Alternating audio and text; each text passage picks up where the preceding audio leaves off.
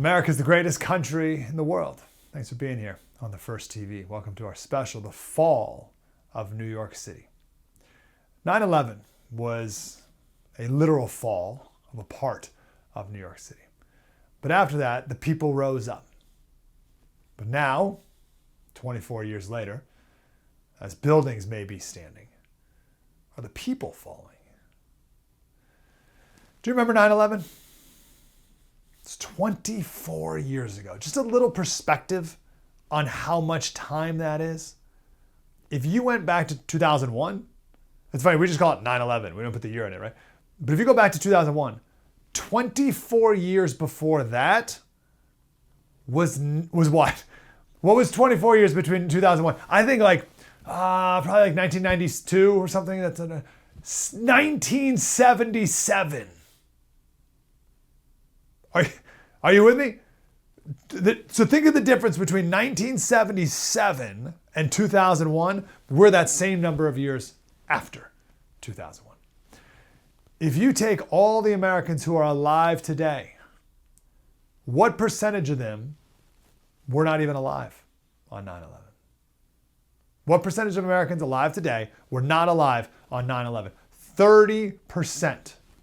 30% of Americans are born after 9/11. So if you add let's say 5-year-olds, if you were between 0 and 5 when 9/11 happened, you're getting pretty close to 50% of the population today has no memory of 9/11. Very soon 9/11, maybe already, 9/11 is just a paragraph or two in our history textbooks. There was a rallying cry after 9/11. Well, after a lot of big events, they have this rallying cry of remember, right? Remember the Alamo. Does anyone remember the Alamo? How many people remember the Alamo today? I know more people remember the Titans after all these years. It's my wife's favorite movie. But I don't know how many people remember. Some, listen, you're a history buff. You do, but you're in the 0.1%. We were also supposed to remember the Lusitania, but I don't know why. It's like a boat. That was 1915. That happened. It won't be long before people forget 9/11 ever happened, which is sad because the collective motto after 9/11 was, as you see there, never forget. But as I look back on that, no one ever said what exactly. Never forget what. So we, of course, were bound to forget. There was something special that happened to us on September 12th, 2001, though. So the question is that if that same attack happened today, would we unite the same way that we did on September 12th? It's a big question, hard to say. Probably not. Lots changed since then. 24 years is a long time. We're a totally different group of people than we were in 2001. Think about that. We're a totally different group of people. And a lot of those young people that I mentioned a minute ago, they've been raised to hate America. How many Americans would have cheered bin Laden if that happened today? Gosh, things have changed so much. I saw a meme the other day on Twitter, and it was making fun of Archie Manning's first football game, and he threw a lot of incomplete passes, and it was a video of an airplane missing the World Trade Center. It was like a cartoon video missing the World Trade Center. So people are joking about 9/11. You couldn't have done that even just a couple years ago. You want to know how far away we are from 9/11? Here's my example of how far away we are. I remember in 2010, so 9 years after 9/11, we still remembered at that point. But there was a group of Muslims who wanted to build a mosque in New York City, just a couple blocks away from the World Trade Center, like 1 or 2 blocks away. And people called it the Ground Zero Mosque. And people rightfully said, no way. It was a 13-story Islamic cultural center with a mosque in it. It was put there, it was planned by a group called the Cordona Initiative. And this is a group that's dedicated to building bridges between Islam and the West. And I get I don't want to build a bridge between Islam and the West. So no thanks. And you can spend some time looking into this group if you'd like, and you can decide the motives of this imam who led the effort on your own. But I'll just leave you with this one lasting note that the name of the group, the Cordoba Initiative, is now called the Cordoba House. Cordoba is a city in Spain. And this group chose that name because there was a time in Spain when they say it was when Muslims, Jews, and Christians lived in peace and harmony. So they want to go back to that point. But what they're referring to is this period of Muslim invasion, when the Muslims took over Christian Spain. They call it Al-Andalus, which means the land of the Vandals. That's what they called Spain at the time. It's when the Muslims invaded and took over Christian Spain in 711, and all the way, they held it all the way until 1492 at the Reconquista of their own land. So this imam named his group after that period of time when Muslims ruled the Christian nation of Spain. So no thanks, imam. But the reason I bring it up now is because in 2010, when this was first proposed, there was a proper outrage to it. Sarah Palin was the one leading the way. But here we are today, and New York City is on its way to electing a 33-year-old Ugandan, communist, Muslim as mayor. Zohran bin Laden Mamdani is a communist from Uganda. His idea to get a lot of attention, or his idea that got a lot of attention, was the government-run grocery stores. That's the least of this guy's problems. That Muslim man right there may become the next mayor of New York City. Forget the Ground Zero mosque. How about when this guy converts the new World Trade Center into a mosque? And I'm only sort of joking, right? Because that's what Muslims have always done. That's what they do. They come in, they conquer, and they turn religious sites, Christian sites, most of the time, into mosques. Right? The Hagia Sophia Grand Mosque. It's called the Hagia Sophia Grand Mosque. It was built in 532 as Church of God's Holy Wisdom. And it became a mosque when the Muslims took it over in 1453. The Dome of the Rock in Jerusalem was built on the site of Solomon's temple. Greece has a ton of churches that have become mosques. But check out what the Muslims did when they took over. They built, there's no pictures of it, just this painting. They put a mosque in the Parthenon. In the rubble of the Parthenon, they built a mosque right in the middle of it. Why? Because it was convenient? No. Why did they do that? They've done it all over the world, not just Christians, but Hindu temples in India, North Africa. So why not New York City? Just take over the World Trade Center, put a dome on top of it. Go ahead, tell our founding fathers that we have the mayor of New York City is a Muslim from Uganda. You kidding me? And go back and tell someone on September 12th that, hey, 24 years from now, we're going to elect a Muslim mayor of this city. So no, excuse me, I don't think we remember 9/11. Do we learn any lessons from 9/11, by the way? Did New York City learn any lessons from 9/11? No. New York City brought in more foreigners from all over the world. Right now, immigrants are, they say, 38% of the New York City population. Surely it's much more. We have no idea the real number because Biden opened up the borders for at least the last 4 years, but really it's decades before this. 10 million came across the border, we think. I don't know, who knows? How many people came here on visas and have just stayed illegally after them? Many of those are in New York City. So we haven't learned our lesson from 9/11. We haven't learned our lesson about 9/11 when it comes to our culture and real unity, meaning being able to unite around common principles and values and, dare I say, a heritage. Not a chance. We weren't even able to unite around the principle of maybe we shouldn't let known terrorists into this country. The House Judiciary Committee just released a report where they said at least 99 terrorists who are on the terror watch list have been released into this country since 2021. This is under Biden's term. Now, 250 people on the terror watch list were caught under Biden's term, but we put 99 of them, we released 99 of them in America. So know that, and then tell me if we learned any lessons from 9/11. The Biden administration caught and released 99 people on the terror watch list and released them into the United States of America. How many people flew airplanes into the World Trade Center and the Pentagon and the field in Pennsylvania? How many? It's less than 99. And we caught people from 36 wacky countries: Afghanistan, Iraq, Kyrgyzstan, Pakistan, Somalia, Syria, Uzbekistan, Yemen, all these crazy terrorist countries.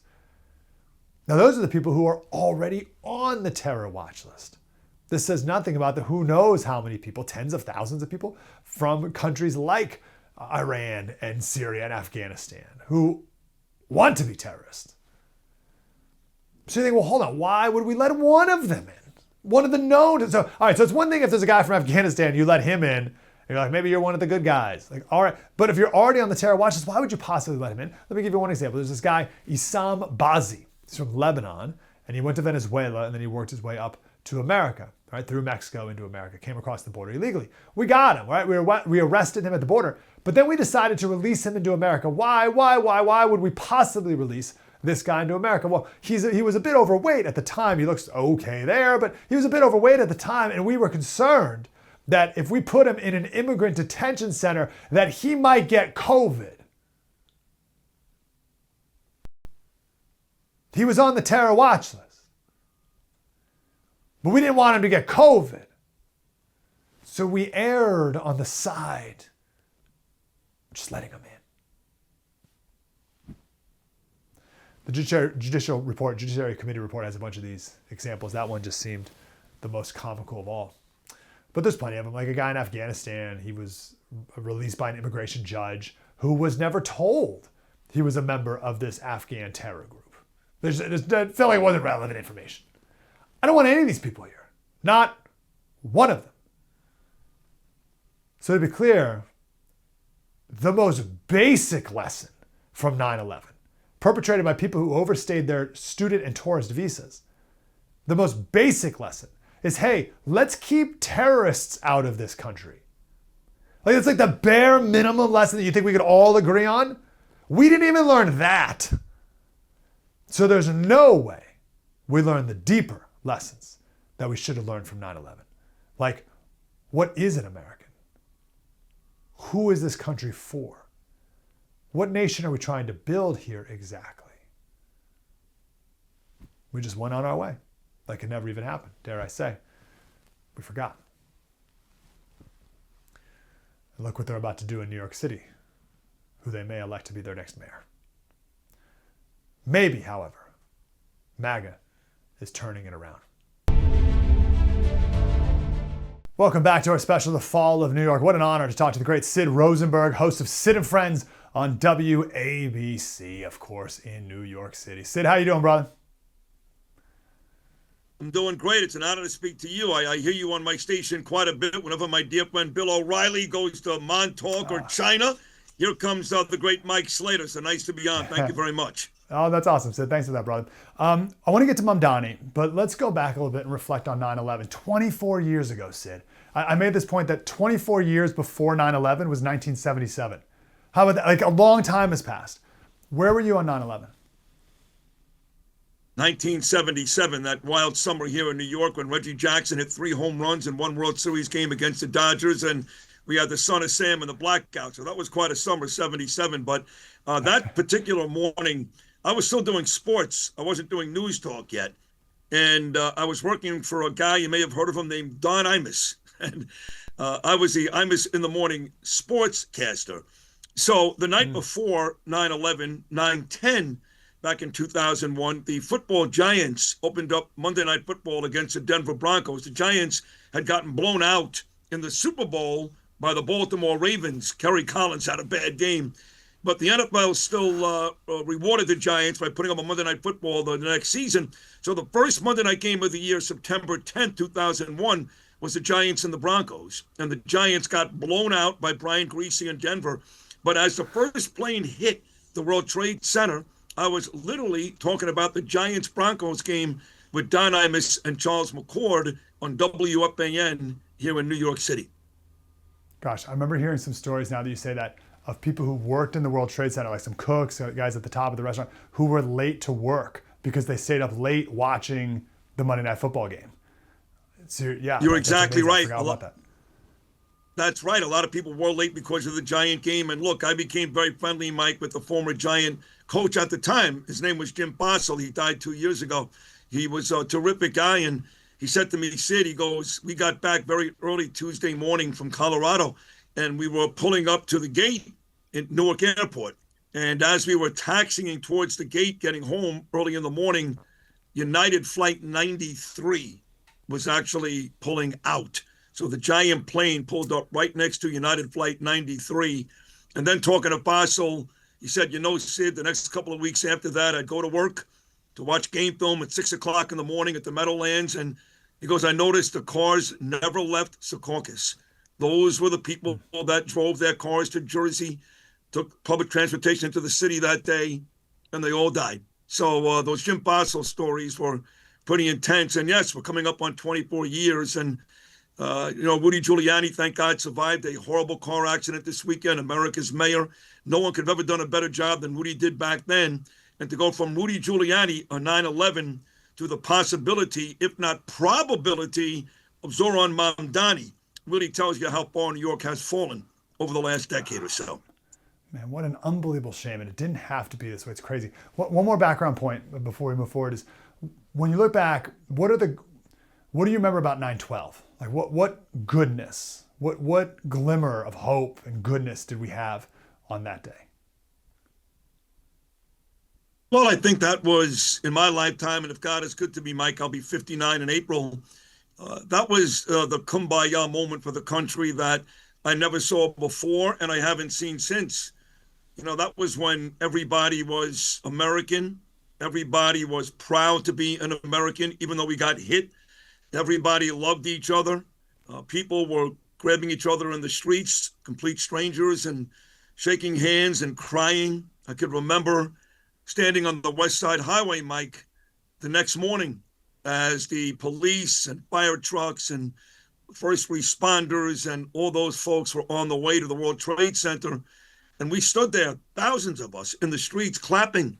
We were hoping they would come back with victims that were alive. And as we know, of course, that was not the case. But for weeks, maybe even a month or two in New York, all the hate, all the bias, all the anger was gone. And it was basically us against the world.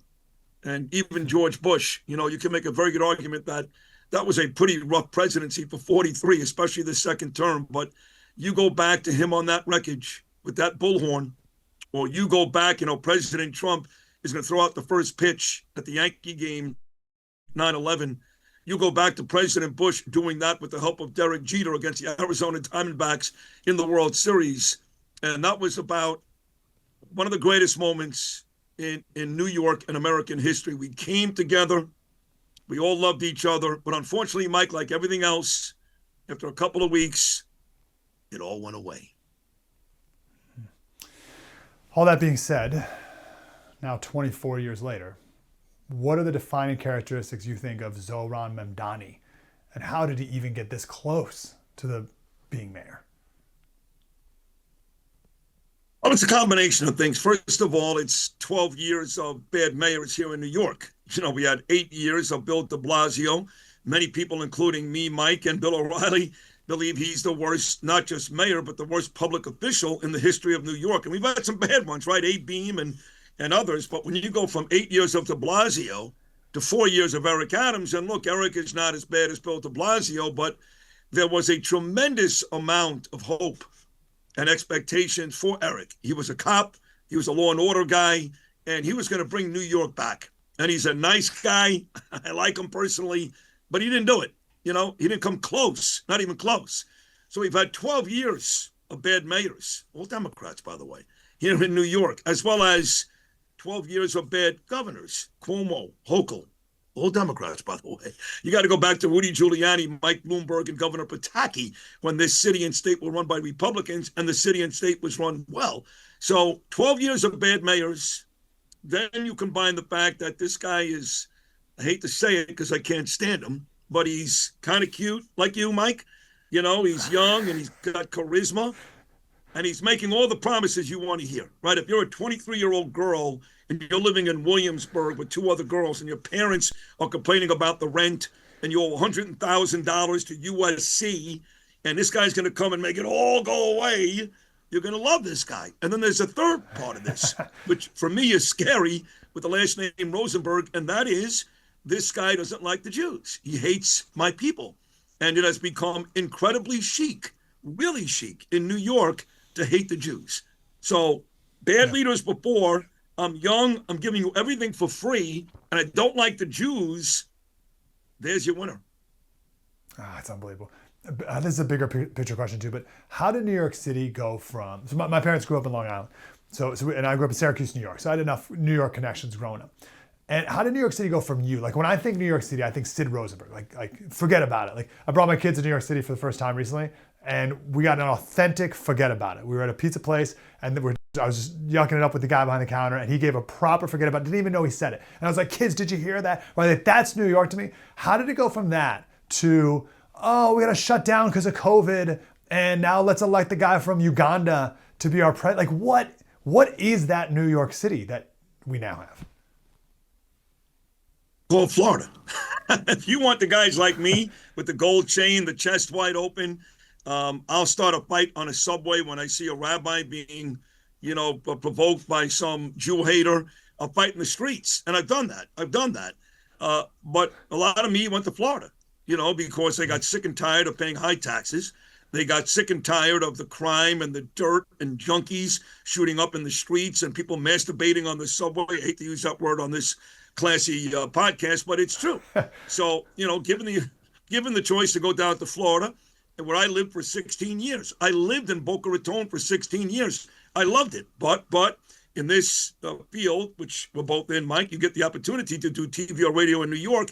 You come back to New York. So I came back. But don't kid yourself. No state taxes, great weather, clean, beautiful place for your kids to grow up. My daughter played tennis for 12 years outside. You really can't compare the experience. So who's left here? Let's face it. Money people left, business people left, real New Yorkers, they left. And what's left here now is this mess, and I know people love diversity. I don't care.